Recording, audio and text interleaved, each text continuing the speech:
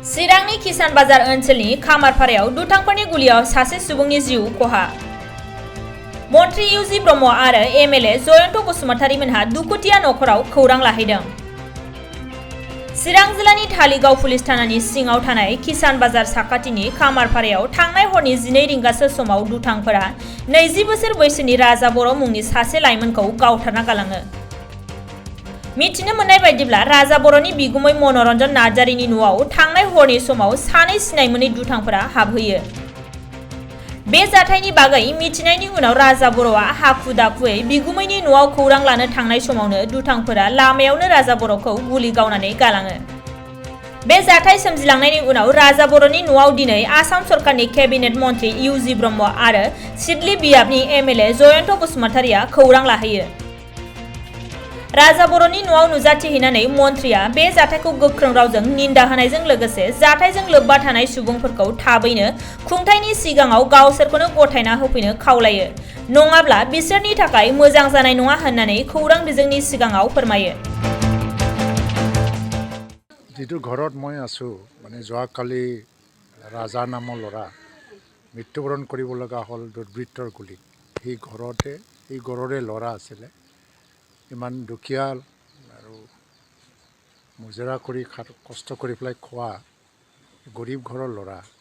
তেওঁ কোনোবাই এটা ঘৰত ডকাইতি হৈছে বুলি তাক বচাবলৈ গৈ তেওঁ নিজেই মানে মৃত্যুবৰণ কৰিব লগা হ'ল। এনেকুৱা পৰিস্থিতি চিৰাঙত খুব মানে চিন্তাজনকভাৱে মানে বৃদ্ধি হৈ থকাটো আমি দেখিছোঁ। অন্তৰালত কোনোবা নিশ্চয় এটা শক্তি আছে যে এটা অস্থিৰতা সৃষ্টি কৰিবৰ কাৰণে, অশান্তি সৃষ্টি কৰিবৰ কাৰণে চেষ্টা কৰি আছে। পিটিএডি অঞ্চলত ৰাজনৈতিকভাৱে আৰু সংগ্ৰামৰ মানে দৃষ্টিভংগীৰ পৰা অশস্ত্ৰ সংগ্ৰাম সকলোবোৰ মানে পৰিসমাপ্তি হৈ আজি শান্তি এটা বাতাবৰণ ঘূৰি আহিছিলে। আৰু এনেকুৱা ডকাইতি বা টকা লুট কৰা, ধন লুট কৰা ঘটনাৰ দ্বাৰা দি এটা অশান্তিময় পৰিস্থিতিটো কৰিবৰ কাৰণে চিৰাং জিলাত দুবাৰমান ঘটনাটো আমি গম পাইছোঁ। এতিয়া লুট কৰাৰ ঘটনা 3বাৰ হ'ল। মালিবিটা অঞ্চলত দুজন ঘৰত আৰু আজি খামাৰপাৰা গাঁৱত এটা। তো যেনেকৈ হত্যা কৰা হৈছে যে এনেকুৱা মানসিকভাৱে আমি এনেকুৱা ধৰণৰ বেয়াকৈ হত্যা কৰিছে, অমানৱীয় কাৰ্যকলাপ সেইটো সহ্য কৰা নহয়। আৰু এই যে অশান্তি সৃষ্টি কৰিবৰ কাৰণে কোনোবা যে চেষ্টা কৰি আছে তাক যিকোনো প্ৰকাৰে দমন কৰিব লাগিব। নিবিন্দাবাদ এইটো আৰু উঠিব দিব নোৱাৰি। আৰু অসমত আজি প্ৰায় 24টা জিলাৰ পৰা আৰ্ম ফৰ্চেছ স্পেচিয়েল পাৱাৰ এক্টটো উইথড্ৰ কৰা হ'ল, শান্তি আহিছে বুলি। চিৰাং জিলাতো আচপা নাই, এতিয়া ডিষ্টাৰ্ব এৰিয়া একো নাই।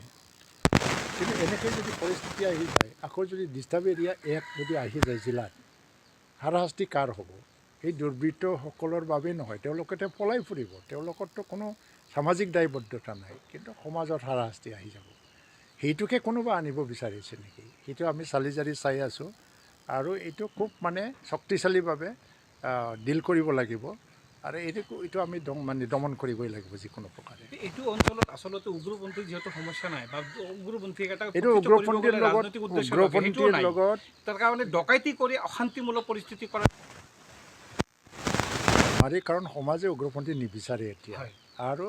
সুসংগঠিত কোনোবা আণ্ডাৰগ্ৰাউণ্ড সংগঠনো নহয় এইটো, কিন্তু সুসংগঠিত এটা ডকাইতৰ ৰূপত অশান্তিটো সৃষ্টি কৰিবলৈ চেষ্টা কৰিছে। আজি চাওক যে তেওঁলোকে কাম নকৰে, অকৰ্মণ্য ব্যক্তি, হাতত অস্ত্ৰ পাইছে, মানুহৰ ধন লুটি ধন ল'ব বিচাৰিছে। সেইবিলাকেতো হয়, কষ্ট কৰিতো নাখায়। নহ'লে এনেকৈ নিজৰ ভাতৃ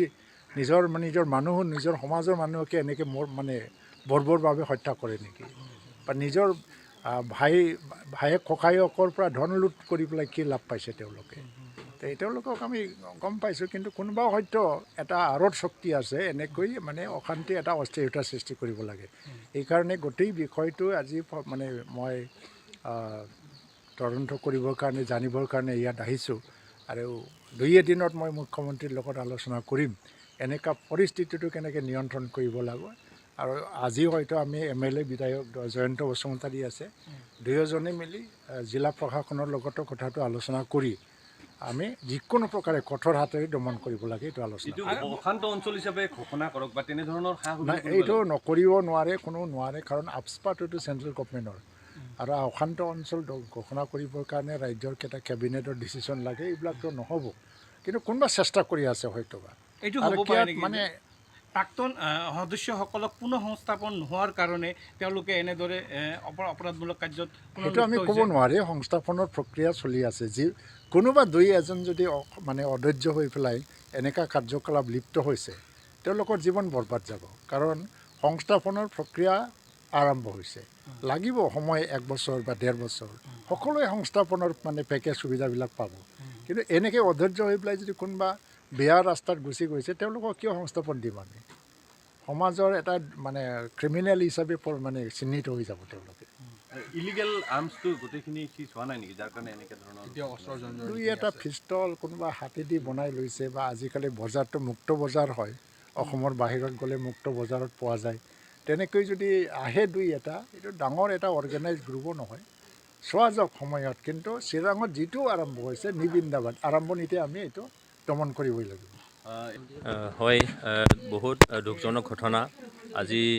ৰাজাবড়ো যি ব্যক্তিয়ে যোৱা ৰাতি দুষ্কৃতকাৰীৰ মানে গুলীবৰ্ষণত মৃত্যুবৰণ কৰিব লগা হ'ল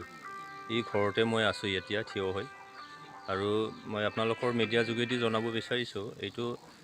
চিৰাং জিলা হয় কিন্তু মোৰ চিডলি সমষ্টি নপৰে সেইটো বঙাইগাঁও সমষ্টি হয় কিন্তু হয় কেইদিনমান আগত এসপ্তাহ আগত মোৰ সমষ্টি মালিভিটাত দুটা ফেমিলিত মানে ঘৰত দুটা ডকাইতিৰ মানে কাৰ্য হৈছিলে আজিও মানে সেই যোৱা ৰাতি প্ৰায় 11:30-12টাৰ এইটো সময়ত এজন মনোৰঞ্জন নাৰ্জাৰী বুলি যি ব্যক্তিয়ে মৃত্যুবৰণ কৰে ৰাজাবৰ তেখেতৰ ভিনদেউ হয়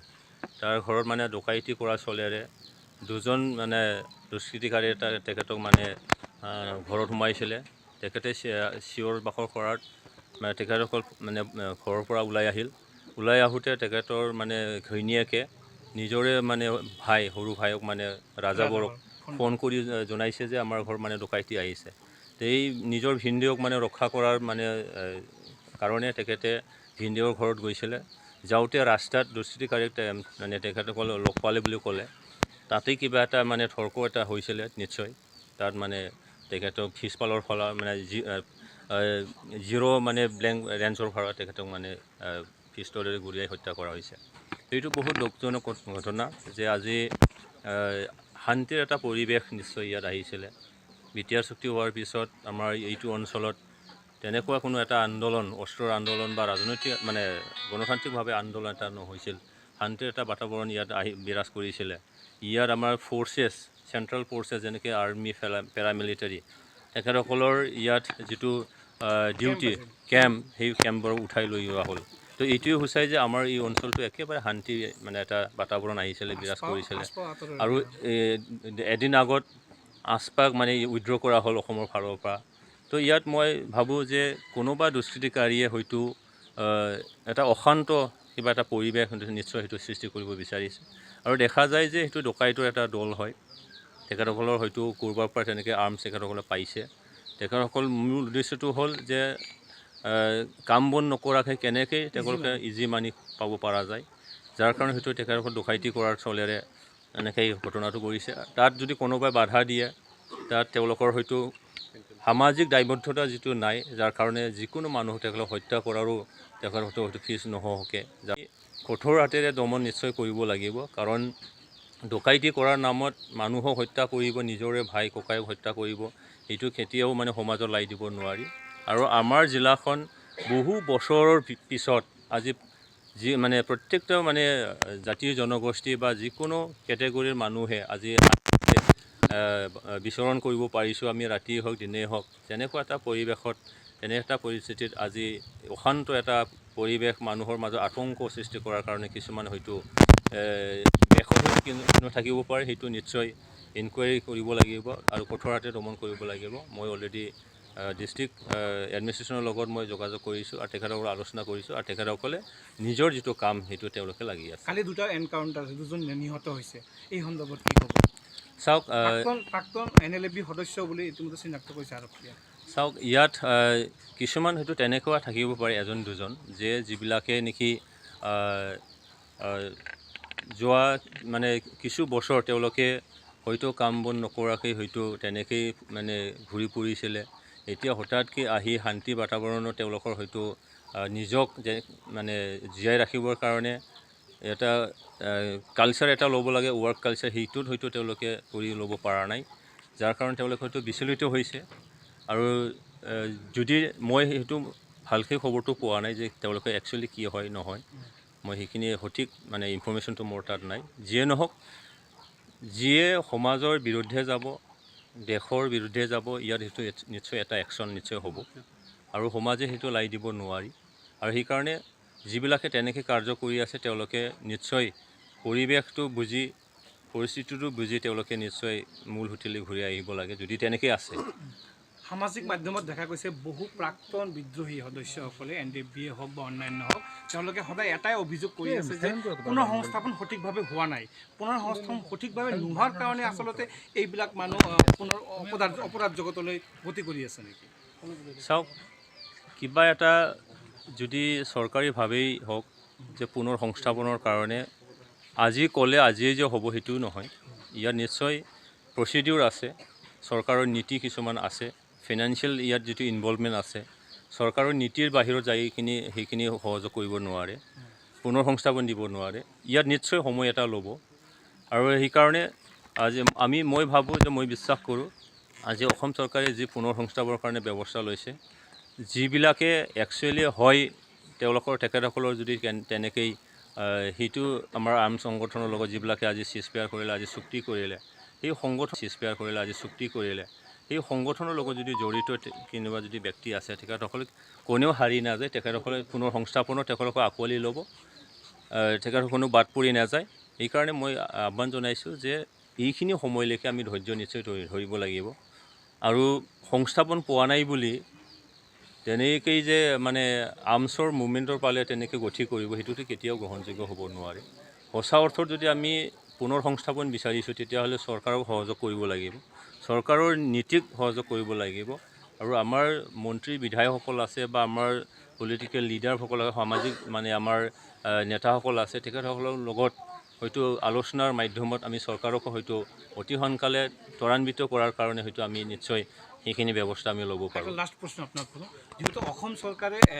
এটা অপৰাধৰ বিৰুদ্ধে কঠোৰ স্থিতি লৈছে এনকাউণ্টাৰ প্ৰায় দেখা যায় আজিকালি তেনে ক্ষেত্ৰত তেনেকুৱা কোনো যদি অপৰাধী মনোভাৱৰ মানুহ আমাৰ সমাজত এতিয়াও আছে তেওঁলোকক আপুনি কি আহ্বান জনাব এনকাউণ্টাৰ নে উভতি অহা সমাজত চাওক এনকাউণ্টাৰ বুলি তেনেকেই হয়তো আমাৰ পুলিচ ফ'ৰ্চেছ বা আৰ্মি পেৰামিলিটাৰী তেখেতসকলৰ হয়তো মটিভটো কাৰোবাক মানে মৃত্যুবৰণ কৰাই দিয়া বা গুলিয়াই দিয়া তেনেকৈ নিশ্চয় মটিভত নাযায় কিন্তু আজিৰ ঘটনাটোৱেই চাওক যে আমাৰ এডিশ্যনেল SP তেখেতৰ হাতত গুলি লাগিলে আৰু হাতখন দুটা হাড় থাকে ইয়াত দুটা হাড়ো মানে ফ্ৰেকচাৰ হৈ গৈছে তেখেতক আজি গুৱাহাটীলৈ ৰেফাৰ কৰিব লগা অৱস্থা হৈছে তো আৰ্মছ যিটো আছে আৰ্মছ মানে থকা এজন ব্যক্তিক সাধাৰণতে তেখেতসকলক মানে সহজে ফ'ৰ্চেছৰ ওচৰত আহি নিজক ছাৰেণ্ডাৰ কৰা তেনেকৈ হয়তো দেখা নাযায় তো সেইকাৰণে হয়তো কেতিয়াবা বাধ্যত পৰি তেনেকৈ কৰিব লগা হৈছে তো মই আহ্বান জনাইছোঁ যে আমাৰ পুলিচ ফ'ৰ্চেছ বা আৰ্মি যিয়েই নহওক বা আমাৰ যিবিলাকে সেই সংগঠন বা তেনেকেই ডকাইতি কাম কৰি আছে তেখেতকো মই আহ্বান জনাইছোঁ যে যদি আমি সঁচাসঁচিকৈ নিজৰ ঘৰখনৰ প্ৰতি যদি দয়া মায়া যদি আছে নিজৰ ভাই ভনীৰ ওপৰত যদি মা বাপৰ ওপৰত যদি দয়া মায়াটো আছে আমাৰ সমাজখন যদি ভালকৈ চলিব লাগে বুলি তেখেতসকলে ভাবে বা নিজৰ ঘৰখন যদি ভালকৈ ভৱিষ্যত মানে প্ৰজন্মক যদি ভালকৈ লৈ যাব খোজে তেতিয়াহ'লে নিশ্চয় আমি আজিৰ তাৰিখত তেনেকেই পন্থা দি নহ'ব নিশ্চয় আমি গণতান্ত্ৰিকভাৱে আলোচনাৰ মাধ্যমত চৰকাৰক আমি আমাৰ